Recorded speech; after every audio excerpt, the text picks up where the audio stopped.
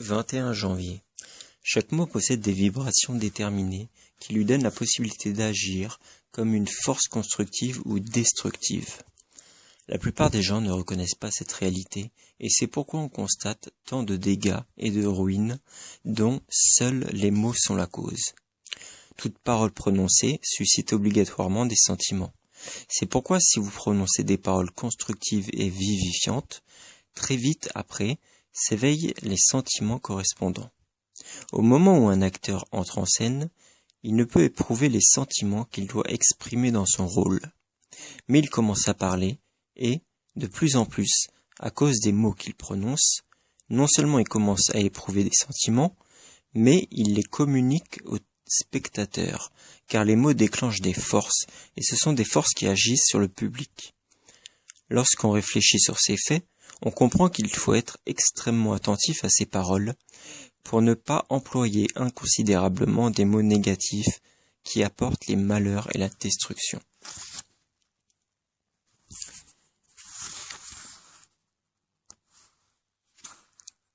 « 22 janvier.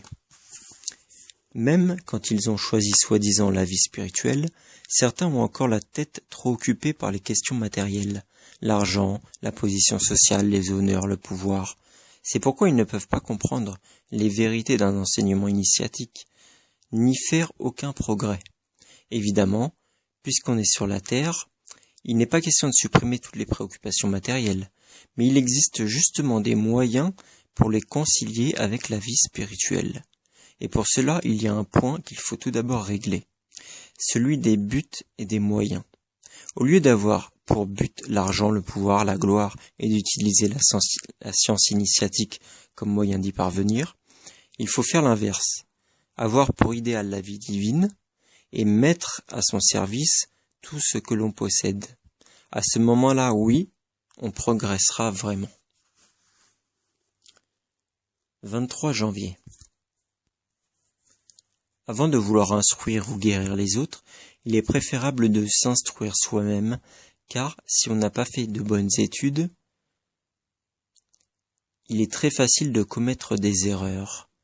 Même les études de la science officielle sont dans certains cas absolument nécessaires. Comme les études de médecine par exemple, il existe des êtres qui, grâce à la pratique de certaines vertus et un amour immense pour les humains, ont acquis un magnétisme qui leur permet d'agir bénéfiquement sur leur état physique. C'est certain, mais ils sont rares. Celui qui veut soigner les gens doit commencer par faire des études. Sinon, il risque de les rendre encore plus malades. Je ne dis pas que la médecine officielle soit idéale, car dans ses investigations, elle ne va souvent pas au-delà du corps physique, mais les connaissances qu'elle donne sont indispensables. Si vous voulez ensuite aller plus loin et orienter vos recherches dans d'autres domaines plus subtils, plus spirituels, c'est très bien. Mais ne vous mettez jamais à soigner les gens sans études préalables. 24 janvier. Ce qu'il y a de magnifique avec la science initiatique, c'est que on n'a aucun espoir d'arriver au bout. Oui, c'est cela qui est magnifique. Exaltant. Se dire qu'on ne finira jamais. Évidemment, pour certains, c'est le contraire qui se produit. Ils se disent, du moment que c'est si long, j'abandonne. Et ils choisissent un but qui est possible d'atteindre en quelques années. Ils l'atteignent, ils sont contents, mais bientôt ils s'aperçoivent qu'ils sont finis. Oui, parce qu'ils ont embrassé quelque chose de fini. Seul l'infini, l'illimité, ce qui est au-delà du temps et de l'espace, peuvent vivre dans l'immensité, dans l'éternité. Alors ne vous réfugiez pas dans ce qui est accessible, limité. Embrassez l'infini et votre joie sera aussi infinie. Sans arrêt, ce sera le bonheur, la lumière, la force, l'épanouissement de tout votre être. 25 janvier. Vous avez devant vous une pomme ou une poire, ou n'importe quel fruit. Ce fruit est déjà cueilli. Et si vous aviez des appareils pour faire des observations, vous verriez qu'il est différent d'un fruit qu'on étudie sur l'arbre. Sur l'arbre, le fruit est traversé par toutes les forces vives qui circulent. Il puise cette sève à laquelle a travaillé l'univers entier. Dès qu'on le cueille, il ne reçoit plus ses énergies. Il en est de même pour l'homme. Il faut l'étudier quand il est encore lié à l'arbre cosmique dont il est le fruit. Parce que là, il est vivant, riche, rayonnant. C'est pourquoi la science, qui veut étudier l'homme coupé, tombé de l'arbre de la vie, ne peut le connaître. Elle n'étudie que son cadavre. Vous diriez, oui, mais là au moins on peut le disséquer, voir comment il est fait. Tandis que lorsqu'il est vivant, on ne peut pas. Eh bien, cela prouve justement qu'il faut trouver d'autres moyens pour l'étudier sans le couper en morceaux, pour pouvoir l'étudier vivant et intact. Et ces moyens existent. Lorsqu'on les possédera, on découvrira tous les courants subtils qui circulent en l'homme et qui le relient à l'univers. 26 janvier. Dès que vous vous liez au ciel par la prière, toutes les entités malfaisantes qui voulaient vous nuire commencent à s'inquiéter. Elles se disent, cet être utilise l'arme la plus redoutable que nous connaissons, et elles tremblent. Elles s'affolent et tâchent de s'enfuir. Quand un homme prie sincèrement, il emploie les moyens de la lumière, et aussitôt une armée invisible s'approche. On entend les frémissements des ailes angéliques et la déroute des entités ténébreuses qui se dépêchent de disparaître, car elles savent qu'elles seront massacrées, brûlées, pulvérisées. Les esprits de lumière, voilà à chaque heure difficile, dangereuse, la première réaction à avoir. C'est la lumière. À ce moment-là, tous les êtres inférieurs qui nous menacent sont neutralisés, paralysés ou chassés. 27 janvier. La transformation du mouvement en chaleur et en lumière est inversement la transformation de la lumière en chaleur et en mouvement, sont particulièrement connus et appliqués en physique. Il n'y a pas que les spiritualistes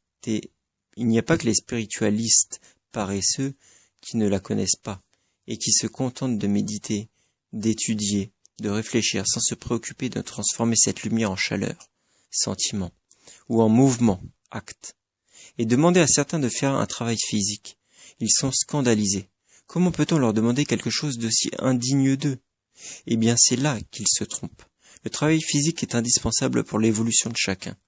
Donc, même si personne ne vous y oblige, vous devez vous obliger vous-même, sinon cela se reflètera d'une façon nocive sur votre santé physique et même psychique. Si vous saviez seulement l'utilité de l'activité physique, même pour l'éclaircissement de la conscience et l'avancée spirituelle, vous feriez votre possible pour avoir toujours quelque chose à nettoyer, à laver, à planter, à coudre ou à bricoler. 28 janvier. La religion et la morale enseignent le renoncement, le sacrifice, mais ce sont là des notions dont les humains n'ont pas encore bien compris la signification. Le renoncement, ce n'est pas la privation. Renoncer, c'est se déplacer, c'est-à-dire faire dans un plan supérieur ce qu'on faisait dans un plan inférieur. Par exemple, au lieu de continuer à boire l'eau des marécages où pullulent des microbes, symboliquement parlant, il faut s'habituer à boire l'eau d'une source pure et cristalline. Ne pas boire, c'est la mort. Celui qui dit « je ne boirai plus » se dessèche et meurt. C'est l'eau des égouts qu'il ne faut pas boire. Il faut boire, mais boire l'eau céleste. 29 janvier. Dans quelque domaine que ce soit, l'équilibre vient de ce qui existe deux forces complémentaires, masculines et féminines.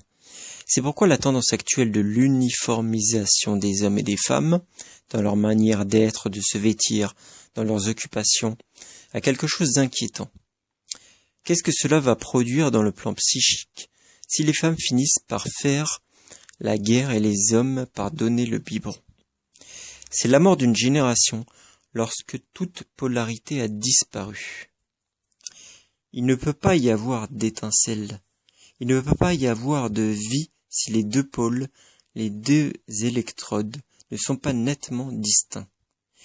Il est tout à fait normal que la femme désire avoir les mêmes libertés que l'homme et faire preuve d'autant d'initiative, mais elle peut y parvenir sans imiter l'homme, sans vouloir prendre sa place ou même l'éliminer.